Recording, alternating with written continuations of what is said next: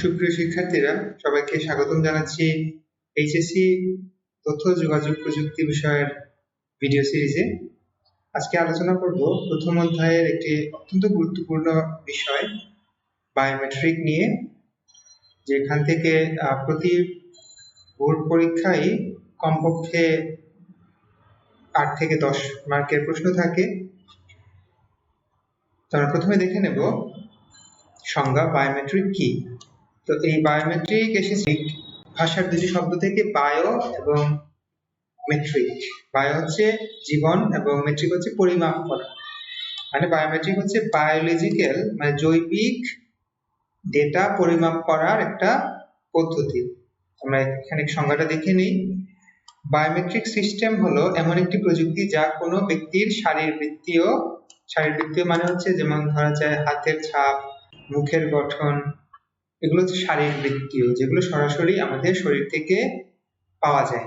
তারপর আছে আচরণগত মানে হচ্ছে যেমন ভয়েস রিকগনিশন, এই যে আমার কণ্ঠের যে বৈশিষ্ট্য, আমার যে কথার যে বৈশিষ্ট্য, যে সাউন্ড। বিভিন্ন যন্ত্রপাতি আছে যেগুলো ধরা যায়, অনেক সেলফি ক্যামেরা আছে যেগুলোতে হাত দেখালে সেলফি উঠে, দূর থেকে হাত দেখালে, বিভিন্ন গেস্টার ইন্টারফেস এগুলোকে আমরা বলি। শারীরবৃত্তীয় এবং আচরণগত, এই দুইটা বৈশিষ্ট্যই বায়োমেট্রিক সিস্টেমে রেজিস্টার্ড করা যায় এবং এগুলো ব্যবহার করে বিভিন্ন কাজ করা যায়। তো সাধারণত বায়োমেট্রিক সিস্টেম ব্যবহার করা হয় প্রকৃত ব্যবহারকারীর আইডেন্টিফিকেশনের জন্য, চিহ্নিত করার জন্য। তো আমরা আবার দেখি, বায়োমেট্রিক সিস্টেম হলো এমন একটি প্রযুক্তি যা কোনো ব্যক্তির শারীরবৃত্তীয়, আচরণগত বা উভয় বৈশিষ্ট্যকে ইনপুট হিসেবে গ্রহণ করে। যেমন একটা মোবাইলের ফিঙ্গারপ্রিন্ট, যদি এই মোবাইলটা আমার হয়ে থাকে এবং আমি যদি আমার আঙ্গুল রেজিস্টার থাকে, আমি যদি ফিঙ্গারপ্রিন্ট সেন্সরে আমার আঙ্গুল দিই তাহলে আনলক হবে, আর কেউ দিলে ওটা আনলক হবে না। তার মাধ্যমে প্রকৃত ব্যবহারকারীকে চিহ্নিত করা যায়। তো এটা হতে পারে ফিঙ্গারপ্রিন্ট, হতে পারে আইরিশ স্ক্যানার, অনেক ধরনের বায়োমেট্রিক সিস্টেম রয়েছে। তো বায়োমেট্রিক সিস্টেম শনাক্তকরণ এবং যাচাইয়ের জন্য 4টি পদক্ষেপ গ্রহণ করা হয়। প্রথমে কোনো ব্যক্তির বায়োলজিক্যাল ডেটা বা ওই ডেটাকে ডিজিটাল কোড হিসেবে ডেটাবেজে সংরক্ষণ করে রাখা হয়। তো ওই মেশিনটা প্রথমে বায়োলজিক্যাল ডেটা সংরক্ষণ করে রাখে, যাতে পরবর্তীতে এই ডেটার সাথে মানে ইনপুট করা ডেটাটাকে সামঞ্জস্য আছে কিনা তা চিহ্নিত করা যায়। পরবর্তীতে বায়োমেট্রিক ডিভাইস কোনো ব্যক্তির বায়োলজিক্যাল ডেটা ইনপুট নিয়ে ডিজিটাল কোডে রূপান্তর করে। এই কোডকে ডেটাবেজে সংরক্ষিত কোডের সাহায্যে তুলনা করে। তারপর যদি ডেটাবেজে সংরক্ষিত কোডের সাথে মিলে যায় তবে তাকে ডিভাইস শনাক্ত করতে সক্ষম হয়। মানে প্রথমে ডিভাইসে বায়োলজিক্যাল ডেটা রেজিস্ট্রেশন করা লাগবে। তারপরে পরবর্তীতে কি হয়, বায়োমেট্রিক ডিভাইস ওই ব্যক্তির কোনো ইনপুট নিয়ে ওইটাকে পূর্ববর্তী রেজিস্টার্ডকৃত ডেটাবেজের সাথে মিলিয়ে তুলনা করে দেখে যে এটা ঠিক আছে কিনা। যদি ঠিক থাকে তাহলে ওই ডিভাইস তাকে শনাক্ত করতে সক্ষম হয় এবং তাকে অ্যাক্সেস দেওয়া হয়। এখন আমরা দেখব বহুল ব্যবহৃত একটি বায়োমেট্রিক রিকগনিশন সিস্টেম, যেটি হচ্ছে ফিঙ্গারপ্রিন্ট রিকগনিশন সিস্টেম। এটি বায়োমেট্রিক সিস্টেমে ব্যক্তি শনাক্তকরণের জন্য সর্বাধিক পরিচিত এবং ব্যবহৃত। প্রাকৃতিকভাবেই মানুষের আঙ্গুলের ছাপ বা ফিঙ্গারপ্রিন্ট পৃথক হয়, মানে প্রতি মানুষের এই ফিঙ্গারপ্রিন্ট বা আঙ্গুলের ছাপ ভিন্ন হয়। বিভিন্ন বৈশিষ্ট্যের উপর ভিত্তি করে মানুষের হাতের ছাপ আলাদা আলাদা হয়ে থাকে। ফিঙ্গারপ্রিন্ট রিডার এমন একটি বায়োমেট্রিক ডিভাইস যা কোনো ফিঙ্গারপ্রিন্টকে ইনপুট হিসেবে নেয় এবং ডেটাবেজে সংরক্ষিত ফিঙ্গারপ্রিন্টের নমুনার সাথে তুলনা করে। আচ্ছা, এটার সুবিধা কি? সুবিধা হচ্ছে খরচ তুলনামূলক কম, মানে অন্যান্য রিকগনিশন যে সিস্টেমগুলো আছে ওগুলো থেকে এটার খরচটা কম, এই মেশিনের দাম একটু কম। শনাক্তকরণের জন্য সময় কম লাগে, খুব তাড়াতাড়ি শনাক্ত হয় এবং এটি অত্যন্ত নির্ভরযোগ্য এবং সুরক্ষিত, কারণ একজনের ফিঙ্গারপ্রিন্ট আরেকজন কখনোই দিতে পারে না। অসুবিধা কি? অসুবিধা হচ্ছে আঙ্গুলে যদি কোনো প্রকার ময়লা বা ক্ষত থাকে তাহলে মেশিনটি অনেক সময় শনাক্ত করতে ব্যর্থ হয়, কারণ আঙ্গুল থেকে তখন যে ফিঙ্গারপ্রিন্টটি পাওয়া যাচ্ছে তা ডেটাবেজের সাথে মিল হয় না। এটা ব্যবহার কি? প্রবেশাধিকার নিয়ন্ত্রণ। যেমন বিভিন্ন অফিসে এই বায়োমেট্রিক রিকগনিশন ব্যবহার করা হয়, যেটা অ্যাটেন্ডেন্সের জন্য, উপস্থিতির জন্য ব্যবহার করা হয়। আবার বিভিন্ন ল্যাবরেটরিতে এবং বিভিন্ন গুরুত্বপূর্ণ গোপনীয় স্থানে এটাকে আবার প্রবেশাধিকার নিয়ন্ত্রণের জন্য ব্যবহার করা যাবে। যদি আঙুলের ছাপ মিলে তাহলেই তাকে ঢুকতে দেওয়া হবে, হয়তো তাকে দেওয়া হবে না। তারপরে ব্যাংকিং পেমেন্ট সিস্টেমেও এখন এর ব্যবহার শুরু হয়েছে। তারপর আমরা আসছি ফেস রিকগনিশন সিস্টেম বা ফেসিয়াল রিকগনিশন সিস্টেম, যেখানে মুখের ছবি থেকে মানুষকে চিহ্নিত করা যায়। ফেস রিকগনিশন সিস্টেম মানুষের মুখের গঠন প্রকৃতি পরীক্ষা করে তাকে শনাক্ত করা হয়। ফেস রিকগনিশন সিস্টেমে বিভিন্ন সুবিধা অসুবিধা নিয়ে আলোচনা করতে হবে। তো এখানে সুবিধা হচ্ছে একটি স্পর্শবিহীন রিকগনিশন সিস্টেম। কিছুদিন আগেও আমাদের পৃথিবীতে করোনার প্রাদুর্ভাব ছিল খুব বেশি, তো ওই ক্ষেত্রে আমরা বিভিন্ন জিনিস স্পর্শ করতে আমাদের ভয় হতো। তো এই ফিঙ্গার ফেস রিকগনিশন সিস্টেমের সাহায্যে আমরা কোনরূপ স্পর্শ ছাড়াই নিজেকে চিহ্নিত করার একটা ব্যবস্থা রয়েছে। আবার এটার অসুবিধা হচ্ছে, যেমন আমরা যদি বিভিন্ন ধরনের মেকআপ ইউজ করা হয় মুখে, তখন এটা আবার ওই রেজিস্টার্ড ফেসের সাথে মেকআপ করা ফেসের একটা অমিল খুঁজে পায়, তখন আবার এটা চিহ্নিত করতে পারে না। এই ধরনের কিছু অসুবিধা রয়েছে। তারপর আসছে Irish scanning system. Irish scanning system হচ্ছে চোখের রেটিনার ছবি থেকে চিহ্নিত করা। বায়োমেট্রিক প্রযুক্তিতে ব্যক্তি শনাক্তকরণের জন্য চোখের আইরিশকে আদর্শ অঙ্গ হিসেবে বিবেচনা করা হয়। এটিও হাতের ছাপের মতো একটি ইউনিক ছবি। আইরিশ রিকগনিশন সিস্টেম মানুষের চোখের আইরিশ প্যাটার্নের ভিত্তিতে কাজ করে। সুবিধা কি? এটি হচ্ছে অত্যন্ত নির্ভুল, ব্যবহারকারীর চশমা বা যোগাযোগ লেন্স অপসারণ করতে হবে না, কারণ এই সিস্টেমে নির্ভুলতায় বাধা দেয় না। তারপর আছে এটি সিস্টেমের সাথে কোনো শারীরিক সংযোগ থাকে না, শনাক্তকরণে খুবই কম সময় লাগে। অসুবিধা হচ্ছে আইরিশ স্ক্যানারটি ব্যয়বহুল। দেখা যায় বিভিন্ন বড় বড় এয়ারপোর্টে এই আইরিশ স্ক্যানিং এর ব্যবস্থা আছে, বা এখন বাংলাদেশ সরকারের যে ই পাসপোর্ট আছে ওইটাতেও আইরিশ ডেটা রাখা হয়।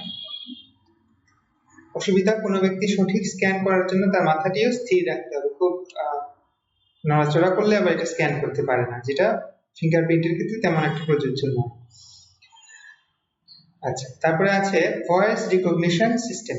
ভয়েস রিকগনিশন সিস্টেম কি? এটি হচ্ছে এক ধরনের আচরণগত বৈশিষ্ট্য। এর আগে আমরা যেগুলো দেখলাম, fingerprint, face recognition, Irish scanning, এগুলো হচ্ছে শারীরবৃত্তীয় রিকগনিশন সিস্টেম ব্যবহৃত হয়। আর ভয়েস রিকগনিশন সিস্টেম এটা হচ্ছে আচরণগত।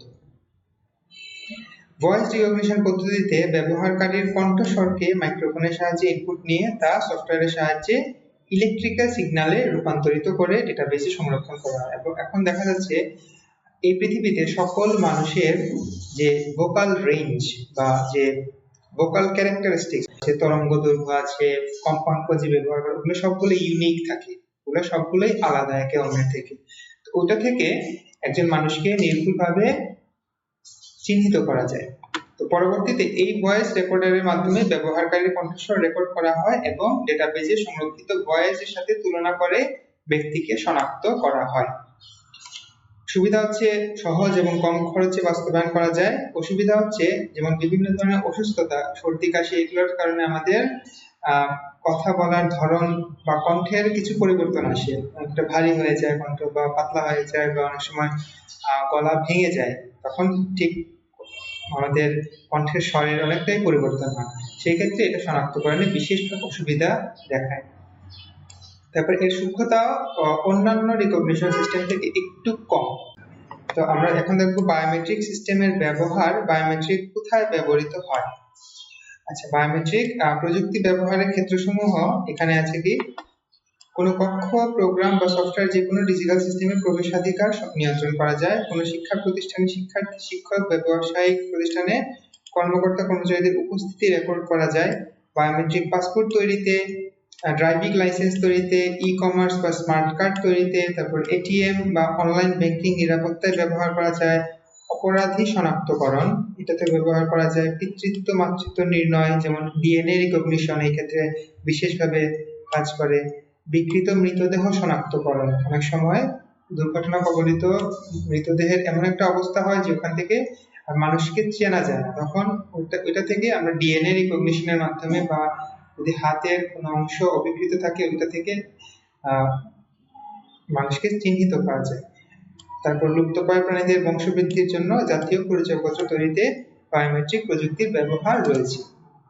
বায়োমেট্রিকের সুবিধা কি কি আমরা একটু আগেই দেখে এসেছি, বিভিন্ন ধরনের বায়োমেট্রিকের সুবিধা, তো এখান থেকেই এগুলো বলা যায় যে পাসওয়ার্ড যদি আমরা ব্যবহার করি বায়োমেট্রিকের পরিবর্তে, অনেক সময় পাসওয়ার্ড আমাদের ভুল হয়ে যায়, মানে আমরা মনে রাখতে পারি না। আবার একজনের পাসওয়ার্ড আরেকজন যদি কোনোভাবে জেনে ফেলে তাহলে সে ওই সিস্টেম বা ওই ফাইলকে অ্যাক্সেস করতে পারে। তার জন্য বায়োমেট্রিকটা অনেক ক্ষেত্রেই এগিয়ে আছে সুরক্ষার ক্ষেত্রে। তারপর ইতিবাচক এবং নির্ভুল শনাক্তকরণে এটি বেশ জনপ্রিয়। সর্বোচ্চ নিরাপত্তা ব্যবস্থা, নিরাপদ ও ব্যবহার বান্ধব। এই টপিক থেকে অনুধাবনমূলক প্রশ্ন কি কি আসতে পারে? ব্যক্তি শনাক্তকরণের প্রযুক্তিটি ব্যাখ্যা করে, একটি উদ্দীপক দিয়ে দিল, তারপরে বললো ওখানে কোনো একটা বায়োমেট্রিক সিস্টেমের কথা নিশ্চয়ই উল্লেখ থাকবে, ওখান থেকে প্রশ্ন থাকবে ব্যক্তি শনাক্তকরণের প্রযুক্তিটি ব্যাখ্যা করে। তো এখানে বলতে হবে যে এটি হচ্ছে বায়োমেট্রিক রিকগনিশন সিস্টেম, আর ওই নির্দিষ্ট উদ্দীপক অনুযায়ী 2-3 লাইন লিখে দিলেই এখানে পূর্ণ মার্ক পাওয়া যাবে। বায়োমেট্রিক পদ্ধতি সবসময় ব্যক্তি শনাক্ত করতে পারে না। তো আমরা বিভিন্ন বায়োমেট্রিক সিস্টেমের বিভিন্ন অসুবিধা সম্পর্কে জানতে পেরেছি, বিভিন্ন সীমাবদ্ধতা সম্পর্কে জানতে পেরেছি, ওগুলো এখানে আলোচনা করে দিলেই হবে। যেমন ফিঙ্গারপ্রিন্ট রিকগনিশনের ক্ষেত্রে হাতে যদি ময়লা থাকে বা হাতে যদি কোনো প্রকার ক্ষত থাকে তাহলে এটা অনেক সময় ব্যক্তিকে শনাক্ত করতে পারে না। তারপরে কণ্ঠস্বর শনাক্তকরণের ক্ষেত্রে অনেক ক্ষেত্রে যদি কাশি সর্দি থাকে তাহলে কণ্ঠস্বরের পরিবর্তনের কারণে শনাক্ত করতে, এইভাবে দুইটা বা একটা আলোচনা করে দিতে পারলেই পূর্ণ মার্ক পাওয়া যাবে। প্রযুক্তি ব্যবহারের মাধ্যমে ব্যক্তি শনাক্তকরণের করা যায়, এটা হচ্ছে বায়োমেট্রিকের একটু আলোচনা করে দিতে হবে। আচরণিক ডেটা, আচরণিক ডেটা হচ্ছে এই যে কণ্ঠস্বর, আচরণিক ডেটা, তারপর বিভিন্ন ধরনের ইশারা, যেমন হাতের বিভিন্ন, এখন অনেক স্মার্ট টিভি আছে, স্মার্ট সিস্টেম আছে, যেমন হাত দিয়ে যদি আমরা বাতাসে এরকম হাত দুলাই ডান থেকে বামে, তাহলে দেখা যাবে পরবর্তী চ্যানেলে চলে যাচ্ছে। এগুলো হচ্ছে গেস্টার ইন্টারফেস, এগুলোকে বলে আচরণিক ডেটা। এখান থেকে সৃজনশীল প্রশ্ন কিরকম আসতে পারে? রফিক সাহেব তার ব্যবসা প্রতিষ্ঠানকে কম্পিউটার প্রযুক্তির আওতায় এনেছেন। তার প্রতিষ্ঠানের প্রধান গেটে প্রবেশ করার সময় একটি মেশিনে বৃদ্ধাঙ্গুল রাখলে গেটটি খুলে যায়, মানে হচ্ছে ফিঙ্গারপ্রিন্ট রিকগনিশন সিস্টেম। অপরদিকে কর্মচারীদের নিজেদের রুমে প্রবেশ করার সময় একটি মেশিনের সামনে কিছুক্ষণ তাকাতে হয়, এর মানে এটা হচ্ছে হয়তো এটা আইরিশ স্ক্যানার নয়তো ফেশিয়াল রিকগনিশন সিস্টেম। তো প্রশ্ন হচ্ছে প্রতিষ্ঠানের প্রধান গেটে প্রবেশ প্রক্রিয়াটি ব্যাখ্যা করে। তো প্রধান গেটে প্রবেশ প্রক্রিয়াটি হচ্ছে ফিঙ্গারপ্রিন্ট রিকগনিশন সিস্টেম। তো এখানে ডেটাবেজে আগে থেকেই হাতের ছাপ সংরক্ষণ করা থাকে, পরবর্তীতে ওনারা যখন আবার ওই ডিভাইসে হাতের ছাপ দেন তখন ওইটা ডেটাবেজের সাথে তুলনা করে সঠিক ব্যক্তিকে চিহ্নিত করা হয়। এটা হচ্ছে প্রতিষ্ঠানের প্রধান গেটে প্রবেশের প্রক্রিয়া। এখানে উল্লেখ করে দিতে হবে এটা হচ্ছে ফিঙ্গারপ্রিন্ট রিকগনিশন সিস্টেম, এর জন্য 1 মার্ক পাওয়া যাবে এবং পরবর্তী আলোচনার জন্য আরো 2 মার্ক পাওয়া যাবে। প্রধান গেটে এবং কর্মচারীদের রুমে প্রবেশের জন্য ব্যবহৃত পদ্ধতি দ্বয়ের মধ্যে কোনটি অধিক সুবিধাজনক? এখানে আমরা যে কোনো এই প্রশ্নের উত্তরে ফিঙ্গারপ্রিন্ট রিকগনিশন সিস্টেমও সুবিধাজনক বলা যায়, আবার ফেশিয়াল রিকগনিশন বা আইরিশ স্ক্যানার ওইটাকেও সুবিধাজনক বলা যায়। তো যেটাকে সুবিধাজনক বলবে ওইটার সুবিধাটাকে একটু বাড়িয়ে বলতে হবে, সুবিধা বেশি বলতে হবে, অসুবিধা কম বলতে হবে। এটা যার ক্ষেত্রে ব্যক্তিগতভাবে এটা পরিবর্তন হতে পারে। এই প্রশ্নের দুইটাই উত্তর হতে পারে। অনেকের ক্ষেত্রে মনে হতে পারে ফিঙ্গারপ্রিন্ট রিকগনিশনটা খুব ভালো, আবার অনেকের ক্ষেত্রে মনে হতে পারে না, এটাতে তো হাতে ক্ষত থাকলে বা হাতে কোনো ময়লা থাকলে কাজ করে না, বা এটা কোনো একটা ভাইরাস ছড়াতে পারে, ওই ক্ষেত্রে ফেশিয়াল রিকগনিশনটা ভালো। আবার কেউ বলতে পারে ফেশিয়াল রিকগনিশনের ক্ষেত্রে মেকওভার করলে বা মুখে যদি দাড়ি গোঁফ জন্মায় তখন অনেক ক্ষেত্রে এটা রিকগনিশন করতে পারে না, ওই ক্ষেত্রে আবার ফিঙ্গারপ্রিন্টটা ভালো ফলাফল দেখায়। তো এটা শিক্ষার্থীর নিজস্ব মতামত, তবে যেই জিনিসটাকে সুবিধাজনক বলবে, অধিক সুবিধাজনক, সেটার সুবিধা সমূহ বেশি আলোচনা করতে হবে এবং অপরটির অসুবিধা দেখাতে হবে। আশা করছি বুঝতে পেরেছো। ধন্যবাদ সবাইকে।